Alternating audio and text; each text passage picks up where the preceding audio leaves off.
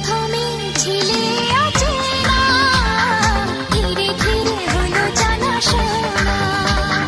তারপর মনে ঘরেতে চুপি চুপি শুরু আনাগোনা।